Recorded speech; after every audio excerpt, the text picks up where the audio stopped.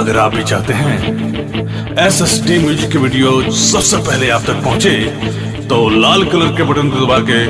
Channel को subscribe जरूर करें और साथ में बेल आइकन को दबाना ना भूलें। बोला बोला छठी मैया की presented by SSD Music.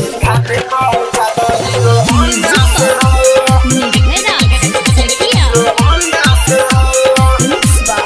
Santi Recording Studio, Chandiasthan, Baghaye.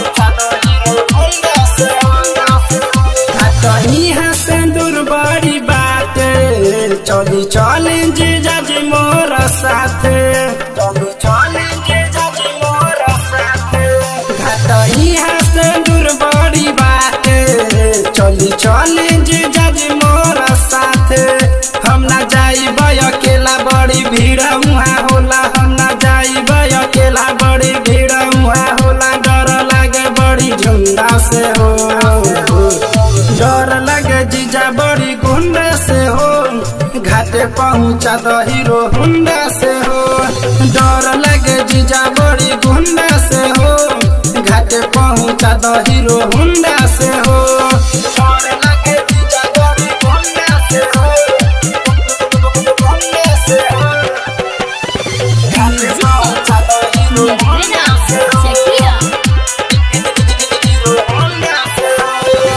जल्दी से जीजा जी गाड़ी निकाली छठी घाटे पहुँचा दी हाली छठी घाटे छोड़ल जाई बड़ा का मिल के हमनी जीजा साली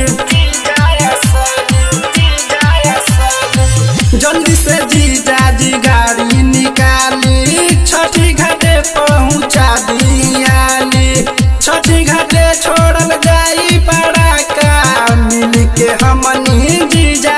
साली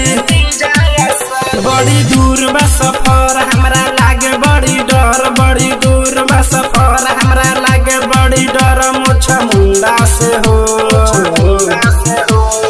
डर लगे जीजा बड़ी गुंडा से हो घाटे पहुँचा तो हीरो हुंडा से हो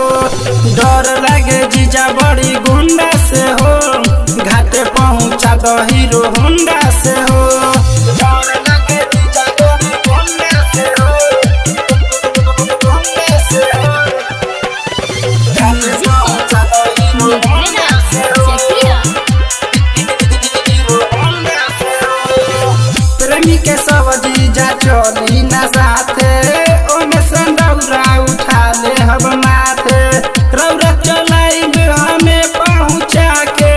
हम आइब अपना मम्मी के साथ हम आइब अपना मम्मी के साथ प्रेमी के सब जीजा चली ना साथे ओमे संदौरा उठा ले हम माथे रौरा चलाइब हमें पहुँचा के हम आइब अपना मम्मी के साथ सुन मुन्ना आशिक बड़ी लागत तकनीक सुन मुन्ना आशिक बड़ी लागत तकनीक टिका कोइले बानी बुंदा से हो डर लगे जीजा बड़ी गुंडा से हो घाटे पहुँचा दो हीरो हुंडा से हो डर लगे जीजा बड़ी गुंडा से हो घाटे पहुँचा दो हीरो हुंडा से हो Mixed by Santi Recording Studio, Chandiasthan, Baghaye.